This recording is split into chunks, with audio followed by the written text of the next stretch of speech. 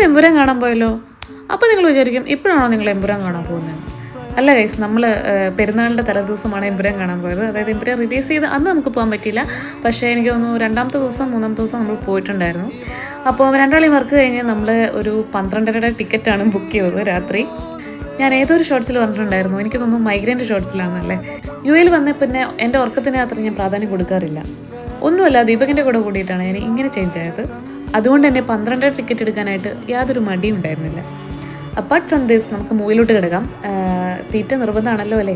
അപ്പോൾ നമ്മൾ ഇൻ്റർവെല്ലിന് പുറത്തിറങ്ങാൻ ചിലപ്പോൾ മടി ഉണ്ടായാലോ കരുതി ആദ്യം തന്നെ പോപ്കോണെല്ലാം മേടിച്ചു. ലാലേൻ്റെ പടം ആയതുകൊണ്ടോ ദീപകൻ ഒരു സൈഡ് പറഞ്ഞെടുക്കുന്നത്? എനിക്ക് തോന്നിയതാണോ അല്ലേ.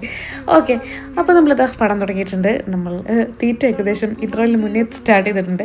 പക്ഷേ അൺഫോർച്ചുനേറ്റ്ലി നമ്മൾ ചീറ്റോസിൻ്റെ പോപ്കോൺ ആയതുകൊണ്ട് തന്നെ അത്ര ടേസ്റ്റ് ഉണ്ടായിരുന്നില്ല. ഇനി ഫിലിമിനെ കുറിച്ച് പറയുകയാണെങ്കിൽ നിങ്ങളെല്ലാം കണ്ടിട്ടുണ്ടാവുമല്ലോ അല്ലേ. എന്നാലും പറയാം, നല്ല അടിപൊളി പടമായിരുന്നു, നല്ല സിനിമാറ്റോഗ്രാഫി. Okay, by.